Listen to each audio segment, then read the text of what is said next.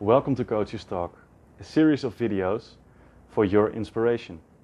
Today I'm talking with life coach Bill Lee from Canada. My name is Matthijs, I live in Holland and I am a happiness coach. Enjoy the videos.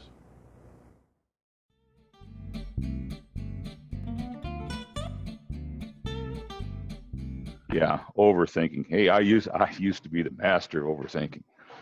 I'd studied so long and so hard that the opportunity often go by the time I made my decision to do something. What I ended up doing in my life is got busy.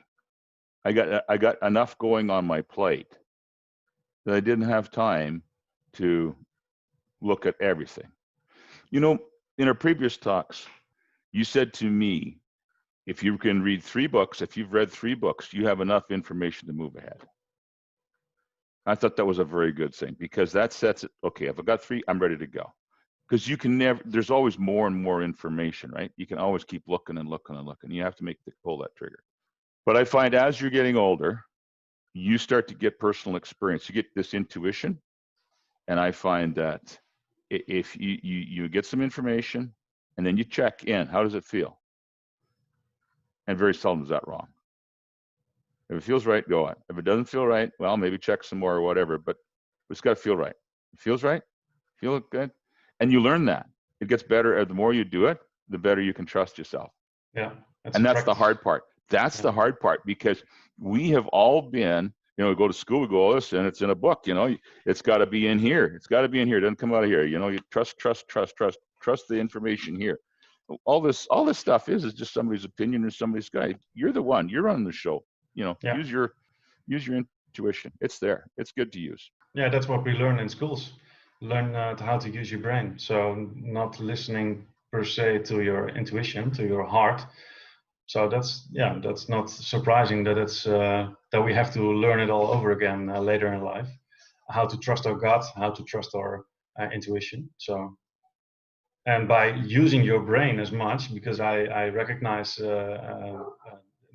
this topic in my own daily life from years ago, over analyzing, not just making a decision, but thinking, oh my God, it has to be perfect, because perfectionism is also, I guess, a part of this. Yep. And wanting to do it right and just nearly perfect. And life doesn't work that way, at least not for me.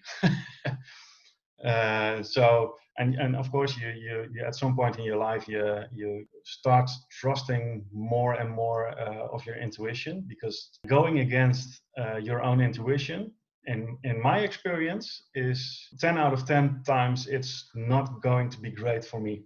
The situation will go different than I was thinking. It's there for a reason. So your heart is there, your brain is there. Use them both. I have an analogy I use with my clients, and it's a story. It's a story about my daughter.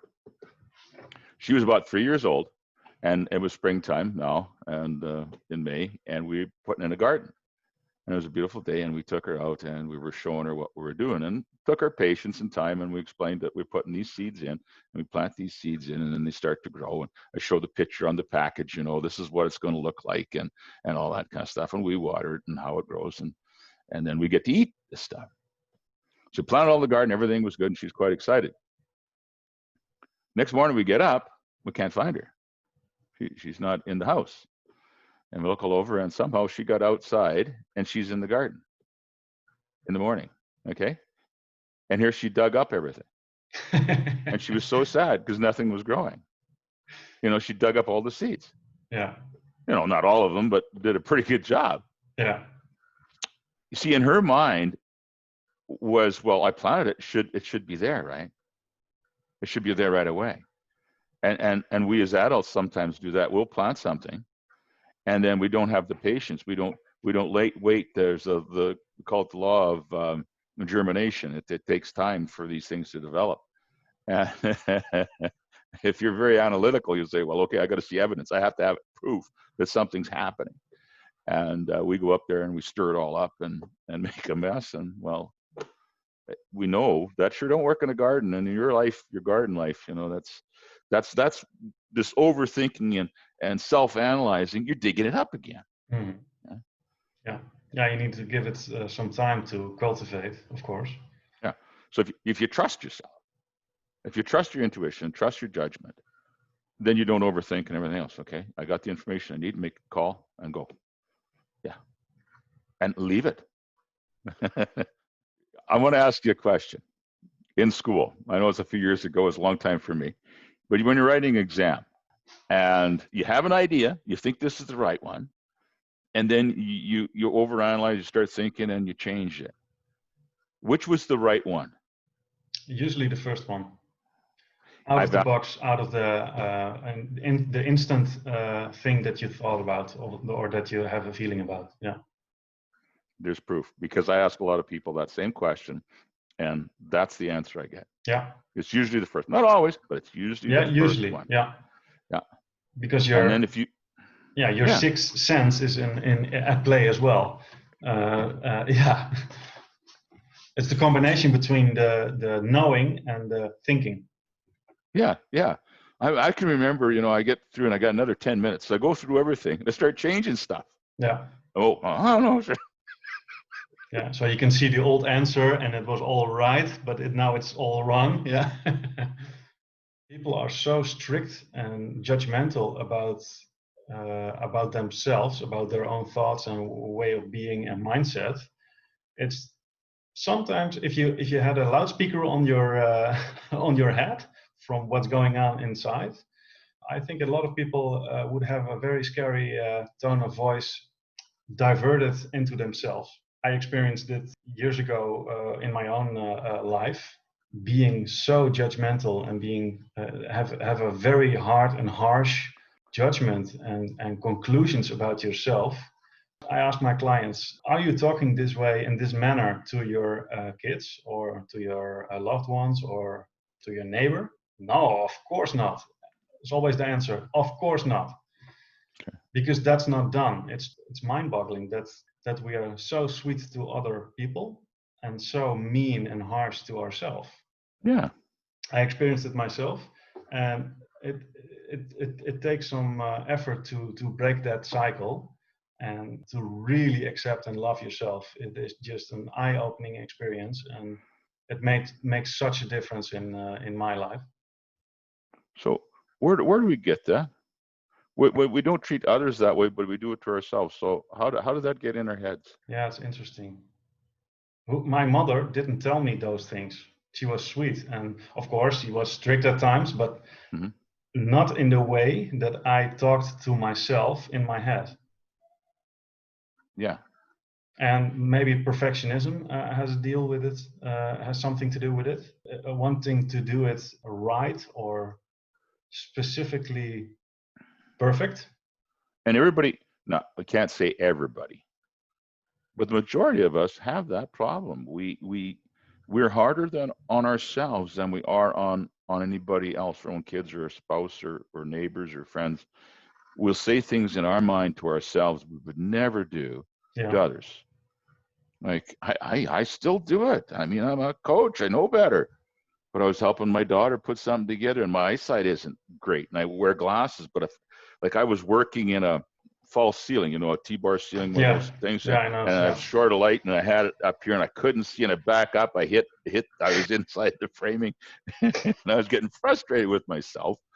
And I would have had all kinds of patience for somebody else that had a little vision problem. Oh, we'll get it figured out. But no, yeah, where do we get that? Where do we feel that we are entitled to be so hard on ourselves? And that's a bad tape to be running in our head. Of course, yeah. And in my situation, it got worse and worse and worse, and it ended up in having a depression, being depressed. And I know for a fact that I did it myself, like not having a job that I liked, not have a particular goal in my life to pursue, all that kinds of stuff. Has something to do with it, of course, but it all happens on the inside, not in our work or at the work floor. It is in your own body, of course. It can be become a very unhealthy way to talk to yourself, and it in itself will get to some kind of routine. Of course, thoughts are routines as well. Yeah. And that's what Yeah. I experienced, and it's not good. Well, it cuts the groove in the mental capacity. I mean, you're constantly going down that becomes the familiar thing. When you're self-doubt and self-criticizing, you do it enough, your subconscious gets over and says, wait, we got some spare time. This is what we do, right? Yeah. We put ourselves down. And like anything in life, what you look for, you'll find. And the more you start looking in one area, the less you see of the peripheral, the less you see. It's called focusing, right? Yeah. Very powerful. And we're very good at focusing, but we're focusing on the wrong thing. It ain't going to be much good, right? Yeah. Yeah. I see focusing as a tunnel vision. It is blanking out the rest of what your eye is on. Yep. And it can be very useful to do something very specific in your day job or something. But I like to expand because you can also focus, but with the rest around you. You know, you talk about focusing, and you compared focusing to be aware. Is that what you compared? What was the other word you used? Yeah, focusing is blanking out the rest of what you're dialing into.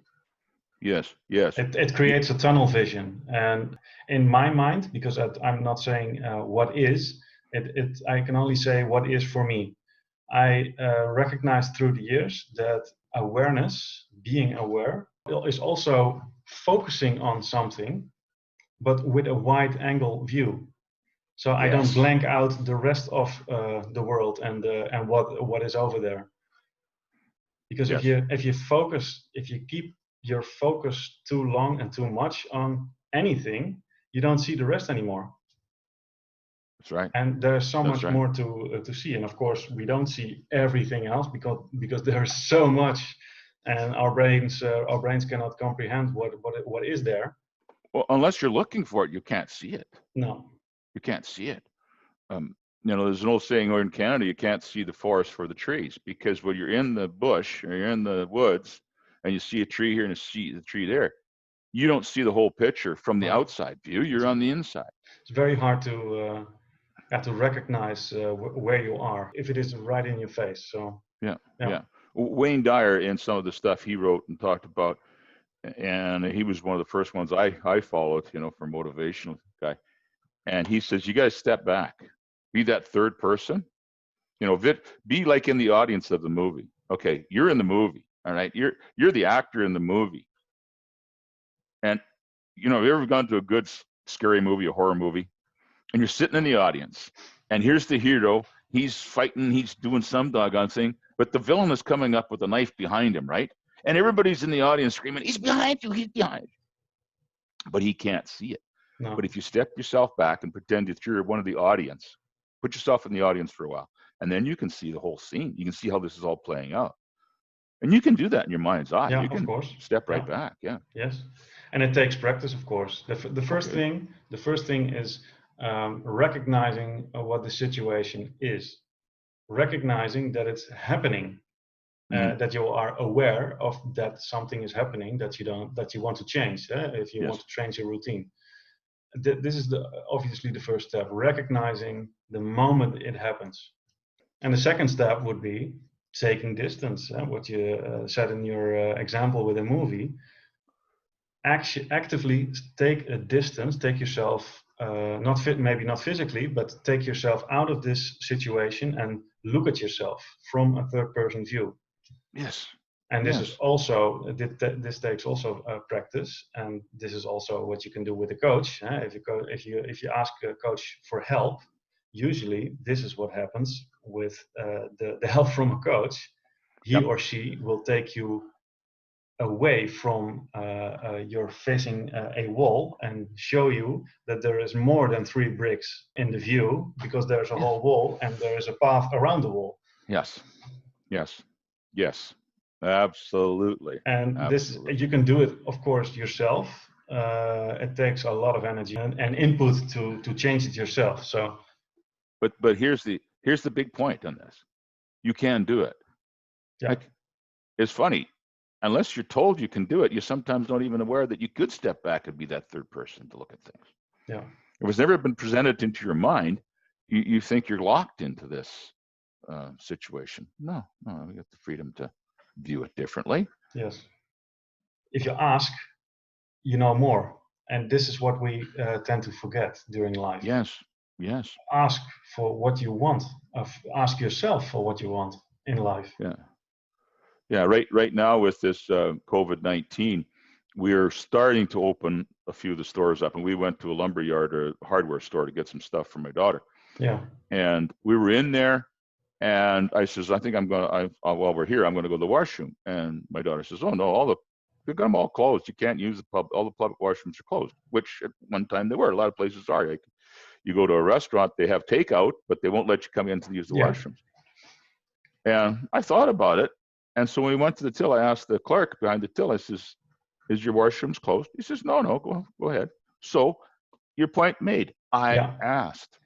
Yes. I asked. Otherwise, I would have run around, I don't know, found a place, gas station somewhere to go, because biology took over. Because we already make a conclusion about what is normal or what we are used to to live. And the last couple of months are literally crazy in that sense. We are already think that we cannot go to a bathroom in a restaurant or having a haircut or something. If you keep living this and don't ask for a solution, or is there something else, then that's what you get. Because you already gave yourself the answer on a question that you never asked. Yes. And this is so important. Yeah. And your point about conditioning, like this is the way it was, so you assume this is the way it is today, right? At this present point, you carry that on. Yeah. Well, that's how they train an elephant, or I mean, my cattle here, I get them with electric fence, and once I don't even have to put power in the fence anymore. They associate that wire with a shock. Yes. You don't even have to put a power. Once they've been trained to that, they're done. Yeah. But the reality is the conditions that they were on where they got trained on that have changed, but they're not aware of it because they don't do that ask. You know, same like an elephant. They train them, they tie them up with a big chain, and then eventually just a rope. A 4-H calf, same thing, you know, teaching to lead. Yeah. And we get conditioned the same because we tried. Yeah. You know, how many times you've been to a meeting and some old guy says, well, we tried that before and it didn't work. Yeah. But conditions change. You should, you know. Yeah. And even if the cow knows or senses that there is no power on the line to get a shock, it is conditioned so much that it's a routine not to cross this line. Yeah. And this is how conditioning works, and it's not always from the outside by governments or parents or a farmer that does this to keep the cows in the field. It's also what we do with our own life and our own restrictions in our mind, because we condition ourselves. And this is of course also a very powerful thing to know about how your brain works. It's this is where eventually the self-judgment and all the conclusions about yourself are turning up if you let it go, if you just go with the flow of your own routines. Yeah. But most of us social animals, and we will do what everybody else is doing. Yeah. This is an old experiment they did. I've heard the story for at least 20 years. And they put 4 monkeys in a room. They have a step ladder in the room, and they have a banana at the top of the step ladder. Have you ever heard this story? No, it doesn't ring a bell. Okay, so they have these 4 monkeys in, and these monkeys have never been in this room before. The monkeys might know each other, might not. It doesn't matter. But what happens is one of the monkeys spots that banana, and he climbs up the ladder, and as soon as he grabs the banana, the rest of the monkeys that are around get electric shock. Well, the monkey gets the banana, the other monkeys say, what the heck happened here? So the next day, they do the same thing. Well, the monkey that got the banana the first time, he's up that ladder just bingo right away. And again, electric shock for the rest of them. Well, the third day, guess what happens?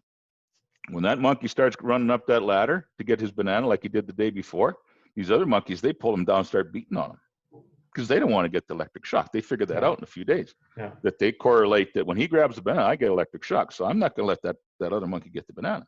Yeah. So what they do, they take one monkey out. They just keep taking the monkey out.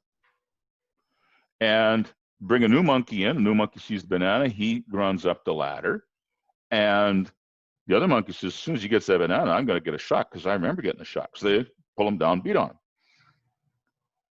Well, each day they put a new monkey in and take an old monkey out. And it isn't long.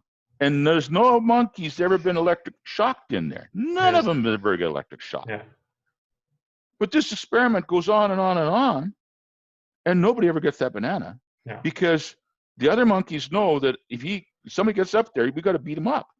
They have no idea why.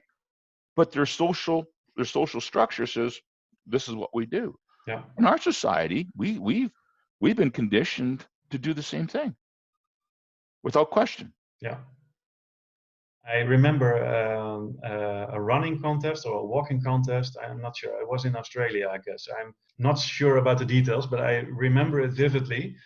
What actually happened? There was a contender. He didn't participate in this game or this contest ever. The normal conditions, what people usually do or did in this running exercise, in this running marathon, they stopped running or walking during the night. They made up camp and they just did their thing, just relaxing and giving the body nutrients and some rest and some sleep. And then the next day, early in the morning, they packed their bags and just walked the rest of the day.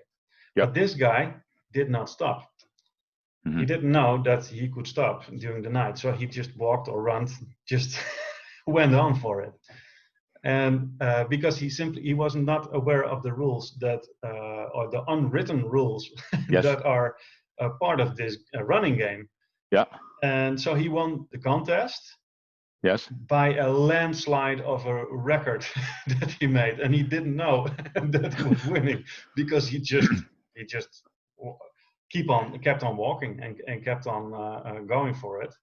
Yeah, he was not used to the rules. So I was amazed by this because if you don't have the restrictions of what we are of our reality that we build around us, of the rules that we are setting out for ourselves, there's so much possibilities. There is so much that we can do. Yeah. If we let go of the restrictions that we put on for each other, and the restrictions that we build for ourselves in our mind, for example. Yeah. So it's literally all in the head. It's about what do you want to make of it in life, and what do you want to do with your life, and then. Of course, you can look at other people. We are group animals, so we do things and learn things in groups. But it's also healthy to sometimes totally let go of what is normal or what should have or would have through the eyes of different or other people. That's right, because they come at it and look at it from a different way. Yeah.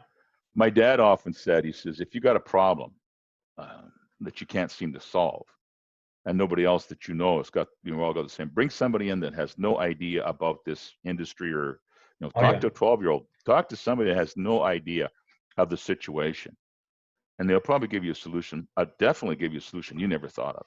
Yeah. Probably a better one, because they have no preconceived ideas. They're not in this paradigm that we're only limited. So I really like that one about the race. That is a really good one. Yeah, I loved it. I love this story because he just did his thing, this man, and he was not on the edge of something. He was not. It was all these years that the race was going on. People could do this, but they didn't because of their mindset, their belief system about this race. And of course, after this race, he ran this race. The so-called unwritten rules were totally rewritten because now this was the standard, because this was the way to win. So yeah, it was very funny. Yeah. I say necessity is the mother of invention, and why it is because we start looking outside of the norm when we have to. I mean, if it's working for us, we don't look harder. Yeah, and this is of course a part of a comfort zone, a part of our why we do stuff. the brain wants to do from A to B like a highway, like a 6-lane highway, Sure. because it's so sure about what's going to happen, what the next step will be, and to be totally predictable. That this is what the brain wants, and all the other routes that we want to make, or that can lead to a different outcome, is not comfortable. It doesn't feel comfortable because the brain does want to drive the car from point A to point B through the Yeah. same old highway. Yeah. Yes. You know, from where you are, from work to home, there's probably 3, 4, who knows how many different routes you can take that are close to the same amount of time. Yeah. We have our favorite, and that's the one we stay with. Why? You know, Yeah. because there'd be adventures, there'd be it's Yeah, like of you course, say, the and comfort. new things, new like what you said, adventures, new stuff. Like this is the exciting thing in life, of course, that we every time we learn something new.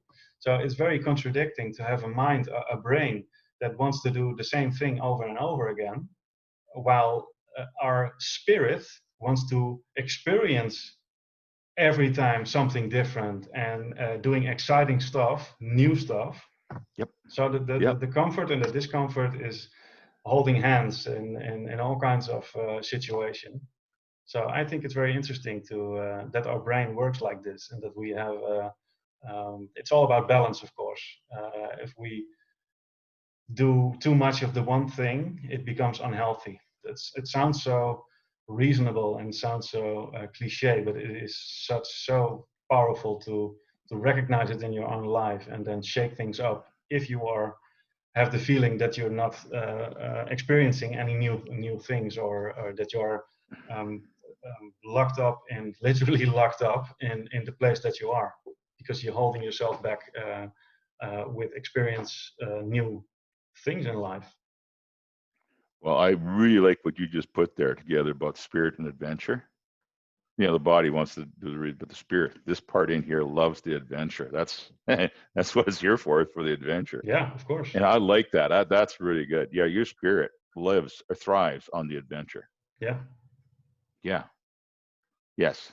Yes. That's the fun Yes. in life. Yeah. That is where the fun comes from, the adventure. Yeah. I'm going to use that, if you don't mind.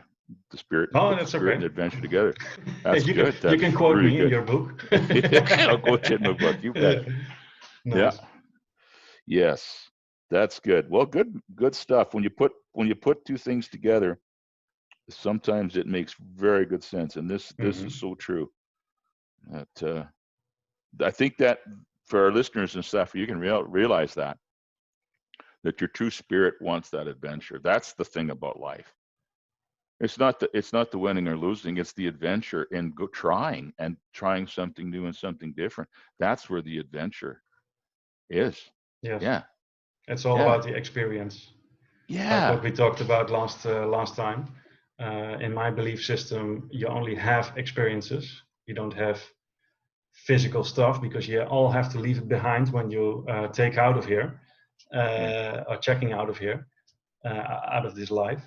So all we have literally is an experience of being poor, or an experience of being rich, the experience of having children, the experience of having no children, all the stuff that we are doing is of course an experience. Yes. So well said. Yes. Thank you. And life gets fun and stays fun when you once in a while do something new, even if the brain doesn't want it. A couple of weeks ago, I was in the car driving to my girlfriend to the south of the Netherlands, and I driven this route many times. And then I was driving on a piece of highway that I didn't recognize anymore.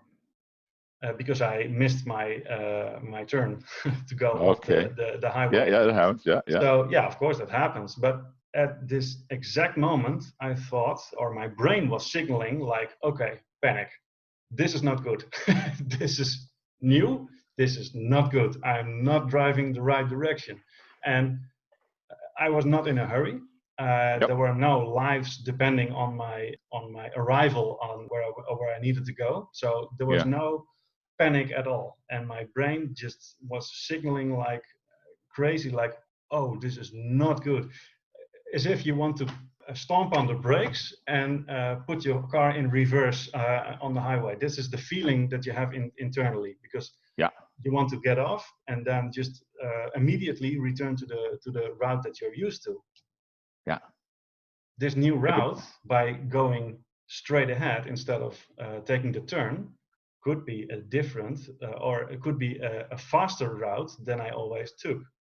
yeah. It doesn't tell me anything about that it's wrong, but your brain is so powerful in driving this 6-lane highway between A and B. Like, if I do this, then I expect this on the outcome, Mm-hmm. because I drove it so many times. It was fascinating how I experienced my reaction internally, because I was aware of the situation, and I was aware of what my brains were doing. Yeah. It was like giving me signals of distress Physically. yeah, physically, Yes. like, oh, this is not good. And there was Yeah. nothing happening. There was no dramatic stuff, or my life was not in danger or something. It was Yeah. fascinating to experience it, because okay, the journey takes 5 minutes longer now than I planned. So Yeah. what's it all about? So it's Yeah. fascinating how even with full awareness, still your brain can take over in stuff like Yeah. this. And of course, in other situations, for good reason, to save your life. But it was fascinating that even with a conscious mind and conscious mindset, the body took over for a couple of seconds. Yeah. So it was Yes. fascinating. And good on We are you too. wired. Yeah. We are wired. That's it. But remember, in our previous conversation, we talked about fear and excitement. That in the body, Yeah.